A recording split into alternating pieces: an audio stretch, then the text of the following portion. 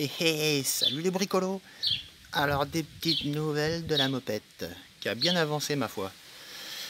Alors comme promis, j'en avais marre de ces vibrations, donc montage, cils en bloc. Alors je sais pas si on va bien voir, hein, à mon écran ça brille, je sais pas ce que ça va donner la lumière.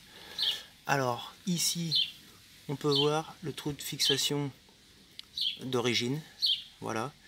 Et comme prévu, ça c'est un truc que j'ai tordu, c'est pour reposer l'écarter. Et là, alors on va très mal voir je pense, j'avais déjà soudé une barre qui reliait les deux pattes pour contrer les vibrations qui m'avaient déjà cassé les pattes. Et en dessous, j'ai soudé une deuxième barre, parce que la première en fait n'était pas assez longue pour pouvoir appuyer les cils en bloc dessus. Donc j'ai soudé une deuxième barre juste dessous, collée dessous, plus longue, de la bonne longueur. Comme ça je garde mon alignement bien droit, j'ai pas besoin de faire 50 000 mesures pour être bien droit, c'est nickel. Et ensuite je suis venu coller à cette deuxième barre mes supports de cils en bloc, c'est-à-dire des bouts de tube en diamètre 28 qui donnaient de la bonne taille avec ces cils en bloc là. Donc c'est pas les plus gros que j'avais pris, c'est la taille en dessous. Voilà, et ça fonctionne très bien. Donc franchement, c'est clair que c'est le jour et la nuit quoi, entre avant et après. Bon, malheureusement, là je viens de les changer les cils en bloc parce que quand j'ai soudé les supports de cils en bloc, j'avais les cils en bloc dedans avec l'axe, j'avais tout pour bien que ce soit quand même le plus aligné possible, que ça bouge pas. Et du coup, même en refroidissant au fur et à mesure, j'ai chauffé les cils en bloc et il y en a un, je l'ai carrément brûlé. Donc il était déjà mort, donc j'en ai recommandé d'autres. Ça vaut 2 € pièce, hein, donc rien de grave. Donc là j'ai deux cils en bloc tout neuf, là ça va être bon, j'ai plus besoin de toucher. D'ailleurs l'ajustement est nickel, hein, ça se change en même pas 5 minutes, impeccable. Et du coup, j'ai mis mon gros carburateur 24 mm, voilà, venturisé à 30, avec la grosse pipe qui va avec, diamètre 30, qui est bien appairée, avec le diffuseur intégré, enfin voilà, tout ce qui va bien. Donc la patate, plus de couple apparemment, hein, et du coup j'avais quand même besoin de faire des réglages. Parce que plus de couple, mais vitesse de pointe, c'était pas encore ça. Je faisais quelques kilomètres heure de moins. Donc normalement, ça devrait faire plutôt un petit peu plus, quoi. Bref. Donc réglage. Le carburateur, quand je l'ai eu il y a longtemps, quand je l'avais reçu, il était livré avec des gicleurs deux gicleurs de 1 de 110 et 1 de 115. Donc moi, j'en avais racheté toute une panoplie de 100 à 120, donc impeccable. Un résultat des courses, bim! Voilà, un beau petit trou, ça que c'est bon, les petits pistons mal aussi. Et bien en fait, j'ai roulé beaucoup trop pauvre, comme un gros naze. Voilà. Du coup, le blaireau. Du coup, voilà, pourtant ma bougie, elle était bien marron. Donc je me disais, c'est bon, voilà. Il n'y avait pas de trou à l'accélération. J'avais augmenté le gicleur de ralenti, donc pas de trou, nickel. Voilà, mais je trouvais que j'ai essayé de 118, 115, 112, 108, ça changeait que dalle. J'ai essayé 105, ça changeait rien du tout, performance, toujours pareil, exactement pareil. C'est bizarre, je dis bah tant pis, je continue d'appauvrir, la bougie était marron. Et puis bah, j'ai eu la bonne idée de faire 5 ou 10 km comme ça, avec celui-là, avec ce petit gicleur de 105. Ah puis tout d'un coup, bah voilà, hein, voilà, obligé d'appeler la copine pour venir me chercher au bord de la route. Impeccable. Voilà, donc nouveau piston commandé, encore une fois. Voilà, c'est le troisième au passage, hein. Le premier quand la première fois, il me porte la poisse ce carburateur. Quand je l'avais monté la première fois avec les autres manchons là qui tiennent pas bien, il s'était défait. Et voilà le résultat. Un beau serrage dans les règles de l'art. Éclaté le bordel. Et carrément, il en manque un bout. Et il en manque plusieurs bouts même parce que là il manque un morceau. Enfin bref, le piston, celui-là il a mangé sévère. Et j'avais nettoyé la chemise impeccable. Voilà. Donc voilà, le petit moteur est encore démonté.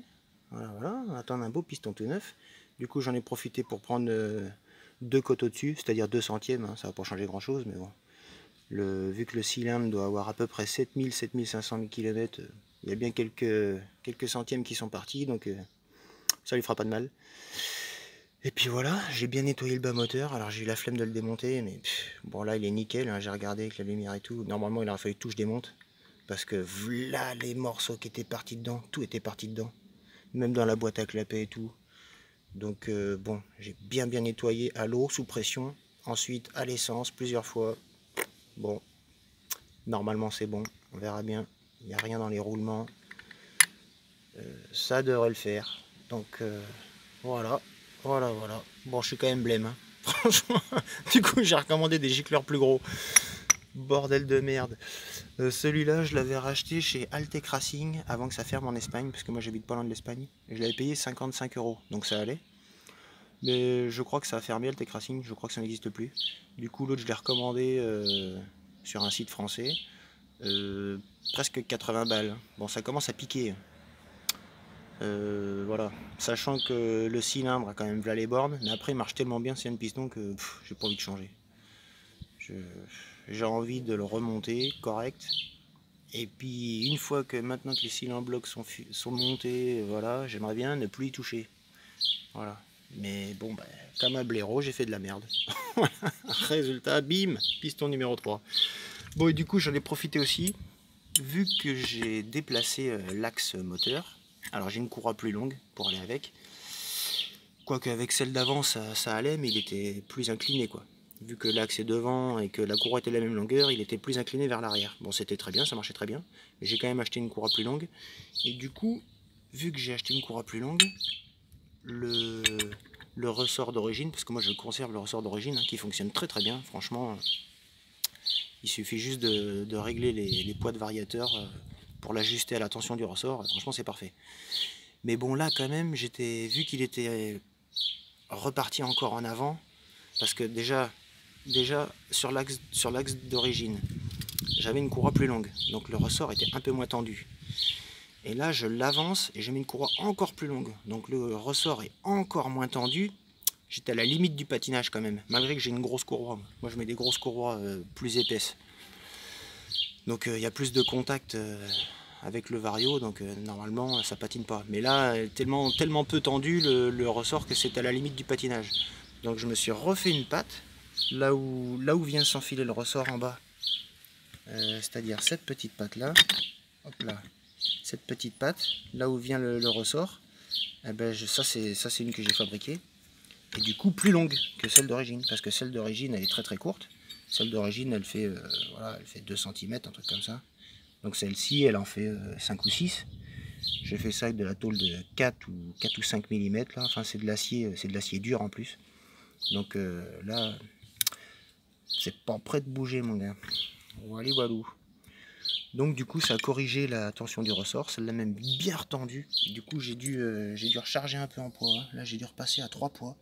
Je crois que je suis à... Là, je sais plus. 11 ou 12 grammes, pas mal. Alors que normalement, j'étais plutôt autour de 10. Hein. Enfin bref. Donc là, patinage zéro. C'est parfait. Voilà. Donc, mis à part cette histoire de piston, là, que j'ai merdé. Là, je vais remettre un piston tout neuf, avec les segments neufs. Donc, voilà, ça va encore lui faire du bien. Même si celui-là, il était pas vieux. Hein. Franchement, je sais plus. Bon, ça fait déjà un moment. Moi, je roule pas mal. Mais... je sais pas combien de kilomètres il a celui-là. Bon, il a quand même peut-être 1000 ou 2000 bornes, hein, je me rappelle plus. Je sais plus. Bref, voilà, on va remettre un beau petit piston tout neuf. On va remonter tout ça comme il faut, avec les cylindres blocs neufs cette fois-ci, qui vont bien. J'ai remis à la bonne, j'ai même modifié un petit poil parce que mon alignement avec la poulie n'était pas parfait.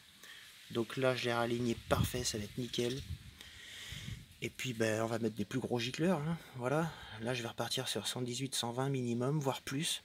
Si des fois il y en a qui ont des gros carburateurs comme ça, des 24 ou plus. Et alors après, la température ça joue beaucoup, mais si vous pouvez me donner des tuyaux sur les diamètres de gicleurs que vous mettez, au cas où. Moi je pense que je vais tourner autour de 120. Peut-être je vais essayer plus gros même. On va voir si ça ratatouille beaucoup ou pas. Mais voilà quoi. Allez, affaire à suivre. Donc le montage cylindre bloc c'est fait. Franchement, je le conseille pour tous ceux qui en ont vraiment plein le cul de ressouder leur peau, de ressouder les pattes, même la poulie. Il y a longtemps, avant que je mette ce pot, avec l'autre pot, avec le Conti, la poulie elle vibrait. Le cadre, les vibrations, ça remonte jusque dans le guidon, ça m'a même cassé mon rétro. Enfin, pas le miroir, mais le support du rétro avec les vibrations, il a cassé. J'ai dû acheter un nouveau rétro. Enfin bref, les vibrations, ça, c'est horrible. C'est horrible de chez horrible. Je crois que même avec un super vilo bien équilibré et tout, vu que le diamètre de piston est un peu plus gros qu'à l'origine, allez, pour avoir un moteur bien équilibré, c'est compliqué, hein. Voilà, c'est peut-être faisable, mais voilà, faudrait changer la course. Enfin bref, moi j'en suis pas là. Donc bon, enfin voilà quoi. Et ben du coup, voilà, affaire à suivre. Donc normalement remontage de piston dans la semaine. Peut-être un petit rodage vite fait bien fait, histoire de dire quelques dizaines de bornes, vu que le piston est un peu plus gros, on sait jamais. Des fois que ça sera un peu serré, je crois pas, mais bon, on verra. Je ferai peut-être un plein, c'est-à-dire 50 bornes tout chousse. Peut-être en mettant des maslottes plus grosses pour qu'ils s'ouvrent plus tôt, histoire de prendre moins de tours. Rouler tout chousse au début. Et puis après, c'est parti, en avant Guingamp. En espérant essayer d'attraper 110, quoi, comme ça en 10,52 là. Voilà, là j'arrivais pas, hein. Ça tuerait 104, 105. Avec le carbut de 19, je faisais 107, 108. Donc bon, on verra bien. Enfin, de toute façon, peu importe. Même si j'y arrive pas, le but c'est que ça marche bien et que enfin j'arrive à rouler sans, sans fumer des pistons ou d'autres pièces, quoi. Wally walou, allez, oh là là, la vidéo est déjà bien assez longue. À bientôt pour des nouvelles. Et puis, salut les mobbers, amusez-vous bien avec vos mobilettes. Allez, ciao, salut.